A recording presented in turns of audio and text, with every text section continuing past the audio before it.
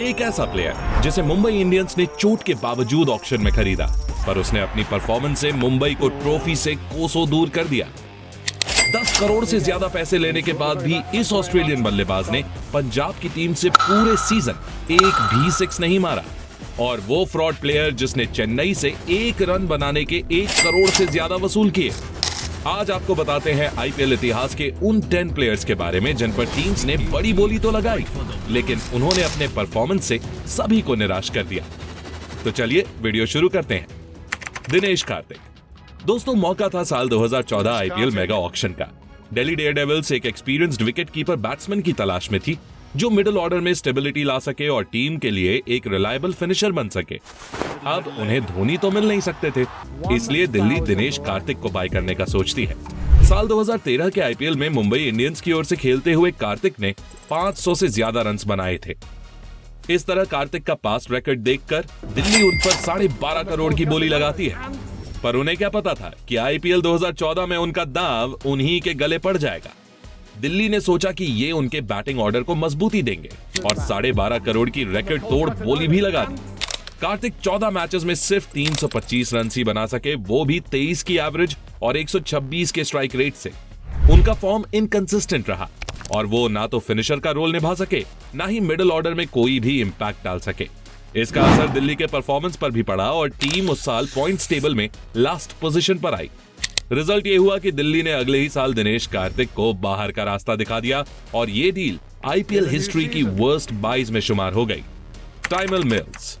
दोस्तों, मौका था 2017 के आईपीएल ऑक्शन का। वर्ल्ड के टॉप बैट्समैन से ओवरलोडेड आरसीबी अपनी डेथ बॉलिंग सुधारना चाहती थी, जिसके लिए उन्हें एक ऐसे फास्ट बॉलर की तलाश थी जो 140 प्लस के एमपीएच की पेस के साथ यॉर्कर्स और वेरिएशन से ऑपोजिशन को चोक कर सके। ऐसे में उनकी नजर पड़ी टाइमल मिल्स पर, जो उस वक्त एक राइजिंग टी20 बॉलर थे। आईपीएल से सिर्फ 20 दिन पहले उन्होंने इंडिया के खिलाफ टी20आई सीरीज में 7.8 की इकोनॉमी से बॉलिंग की थी और इंडियन पिचेस पर जबरदस्त इंपैक्ट दिखाया था। आरसीबी मिल्स को अपनी टीम में लाने के लिए इतनी डेस्परेट थी कि वो इस नए बॉलर पर बिना सोचे समझे 12 करोड़ रुपए की बोली लगा देती है। लेकिन शायद बड़े मंच की एक्सपेक्टेशंस और प्रेशर मिल्स झेल नहीं पाए और मैदान पर तो वो पूरी तरह ही बिखर गए। पूरे सीजन में उन्होंने सिर्फ 5 मैचेस ही खेले, जिसमें उन्होंने बस 5 विकेट्स लिए और इकोनॉमी रेट 8.5 से ज्यादा थी। नतीजा ये हुआ कि आरसीबी उस सीजन सिर्फ 3 मैच जीतकर पॉइंट्स टेबल में लास्ट पर ही रही और टाइमल मिल्स को सीजन खत्म होते ही रिलीज कर दिया गया। युवराज सिंह। दोस्तों, बात है साल 2015 के आईपीएल ऑक्शन की, जहां एक ऐसा खिलाड़ी ऑक्शन टेबल पर था जिसके पीछे बड़ी बोली लगने वाली थी, लेकिन इतनी बड़ी लग जाएगी ये किसी ने नहीं सोचा था। मैं बात कर रहा हूं युवराज सिंह की, जो पिछले सीजन यानी आईपीएल 2014 में आरसीबी का हिस्सा थे और जहां उन्होंने 135 के अच्छे खासे स्ट्राइक रेट से 376 रन भी बनाए थे। साथ ही बॉल से भी उन्होंने 5 विकेट्स झटके थे। अब एक तरफ तो आरसीबी अपने प्लेयर को वापस चाहती थी, तो दूसरी तरफ दिल्ली डेयरडेविल्स भी उन्हें अपनी टीम में लाने के सपने देख रही थी। ऐसे में इन दोनों फ्रेंचाइजेस के बीच जबरदस्त बिडिंग वॉर देखने को मिलता है और फाइनली दिल्ली ये बिड जीतने में कामयाब होती है। लेकिन 16 करोड़ रुपए खर्च करने के बाद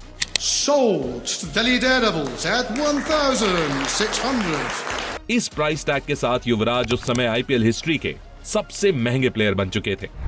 लेकिन यह फैसला दिल्ली के लिए एक बड़ी गलती साबित होता है, क्योंकि दिल्ली में युवराज अपनी पुरानी फॉर्म को रेप्लिकेट नहीं कर पाते और आईपीएल 2015 में सिर्फ 118 के स्ट्राइक रेट से 248 रन्स बनाते हैं। बात करें उनकी बॉलिंग की तो पूरे सीजन में युवी को सिर्फ एक ही विकेट मिलता है, यानी कि कंप्लीट फ्लॉप शो, और इसलिए दिल्ली अगले ही सीजन युवराज को बाहर का रास्ता दिखा देती है। Ben Stokes. दोस्तों, मौका था 2023 के आईपीएल ऑक्शन का।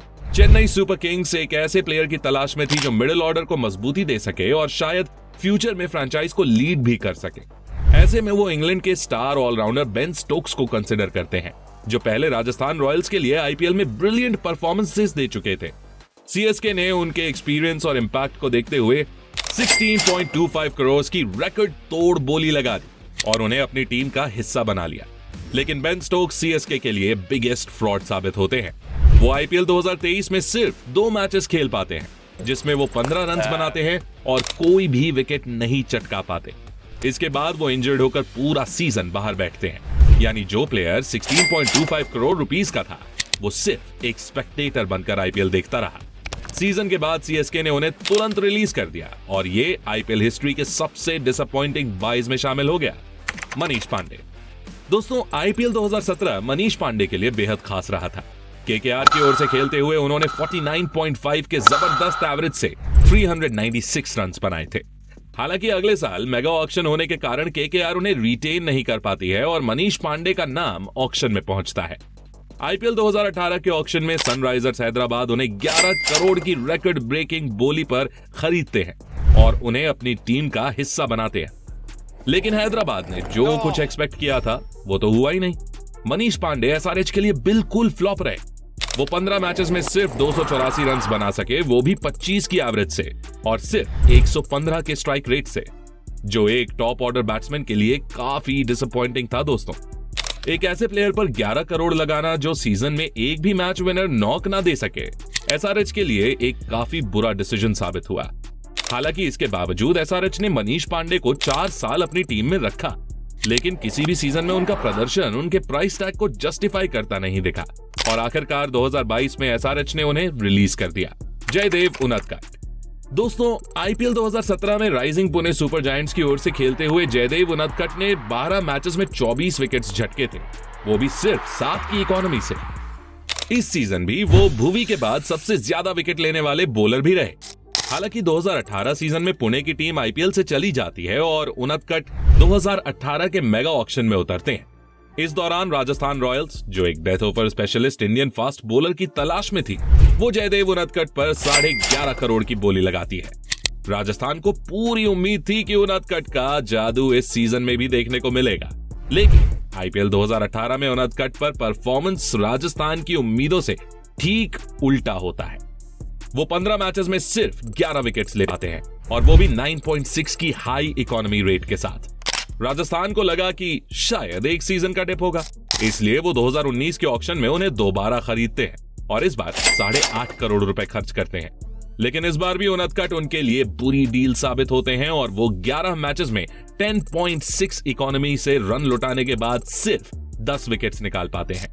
यानी एक ही टीम ने एक ही प्लेयर को 2 बार मेगा प्राइस पर खरीदा और दोनों बार धोखा खाया, जिसके बाद राजस्थान उनदकट को टीम से बाहर कर देती है। Glenn Maxwell. दोस्तों, आपने एक कहावत तो सुनी होगी, नाम बड़े और दर्शन छोटे। ये ग्लेन मैक्सवेल पर ना बिल्कुल फिट बैठती है, क्योंकि सभी टीम्स हर बार ऑस्ट्रेलिया के इस खिलाड़ी को बड़ी कीमत पर खरीदकर टीम में लाती तो हैं, लेकिन मैक्सवेल की परफॉर्मेंस रेयरली ही उनकी प्राइस को जस्टिफाई कर पाती है। ऐसा ही कुछ साल 2020 के आईपीएल ऑक्शन में होता है, जहां पंजाब किंग्स मैक्सवेल की T20 रेपुटेशन और उनकी बिग हिटिंग एबिलिटी को देखते हुए 10.75 करोड़ रुपीस खर्च देती हैं। सबको लगा कि मैक्सवेल एक गेम चेंजर होंगे और इस सीजन में शायद पंजाब आईपीएल ट्रॉफी तक भी पहुंच जाए, लेकिन आईपीएल 2020 में जो हुआ वो किसी नाइटमेयर से कम नहीं था। मैक्सवेल के बल्ले से 13 मैचेस में सिर्फ 108 रन, वो भी 15 की एवरेज से निकले।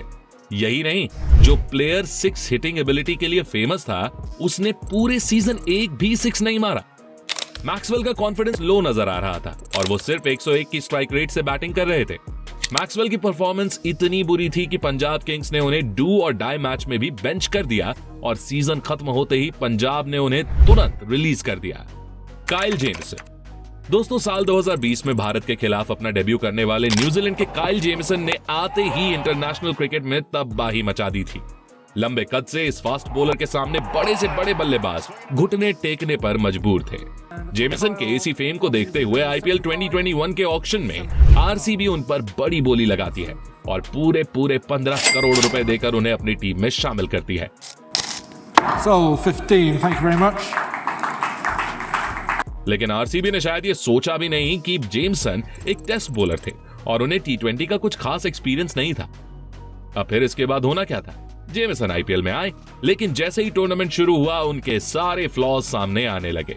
पूरे सीजन में उन्हें सिर्फ 9 विकेट्स ही मिली और इकोनॉमी रेट 9.6 का था।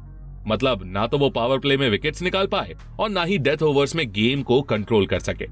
आरसीबी का पेस अटैक और वीक हो गया और उनका बॉलिंग कॉम्बिनेशन पूरा का पूरा बिखर गया। इसके बावजूद आरसीबी ने अगले सीजन भी जेमिसन को अपने साथ रखने का फैसला किया। पर 2022 में उन्होंने खुद आने से मना कर दिया और आखिर में आरसीबी ने उन्हें रिलीज कर दिया। Jofra Archer. दोस्तों, मौका था 2022 के आईपीएल ऑक्शन का। मुंबई इंडियंस को एक तेज तर्रार पेस बॉलर की तलाश थी जो जसप्रीत बुमराह के साथ डेथ ओवर्स में लीथल कॉम्बिनेशन बना सके। तभी उनकी नजर पड़ती है जोफ्रा आर्चर पर, जो अपनी रॉ पेस और डेडली यॉर्कर्स के लिए मशहूर थे। उस समय इंटरनेशनल क्रिकेट में जोफ्रा आर्चर का भौकाल बोलता था भाई। लेकिन एक बड़ी प्रॉब्लम यह थी कि आर्चर इंजर्ड थे और आईपीएल 2022 में खेल नहीं सकते थे। इंग्लैंड क्रिकेट बोर्ड ने पहले ही बता दिया था कि वो 2022 आईपीएल मिस करने वाले हैं। Obviously, he's going to miss the early stages of the IPL, but we'll be led by the. लेकिन फिर भी मुंबई इंडियंस ने उन पर 8 करोड़ की मैसिव बोली लगा दी, क्योंकि उनका मानना था कि जोफ्रा उनके लिए एक लॉन्ग टर्म इन्वेस्टमेंट हो सकते हैं। अब 2022 के आईपीएल में तो आर्चर बिना खेले ही निकल गए, लेकिन जब 2023 का आईपीएल आया तब भी वो अपनी इंजरी से फुली रिकवर नहीं हो पाए थे। मुंबई इंडियंस ने उन्हें 5 मैचेस में खिलाया, लेकिन उन्होंने सिर्फ 3 विकेट ली और इकोनॉमी रेट 9.5 का रहा, जो उनकी प्राइस और क्रिकेट के मैदान में उनके कद को बिल्कुल भी जस्टिफाई नहीं कर रहा था। आखिर में मुंबई इंडियंस ने 2024 से पहले उन्हें रिलीज कर दिया और 8 करोड़ रुपए का उनका ये एक्सपेरिमेंट फ्लॉप साबित हुआ। Harry Brook.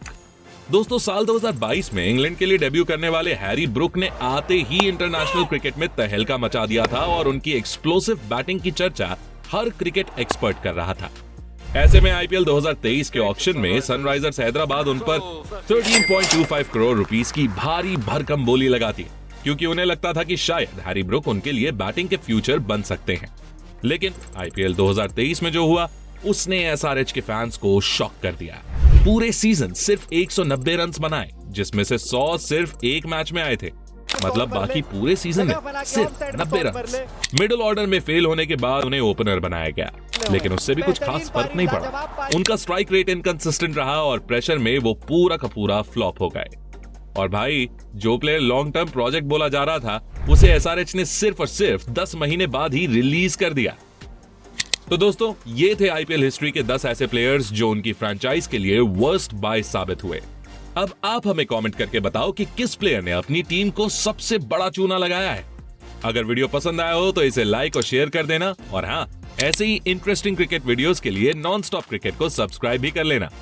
Thanks for watching.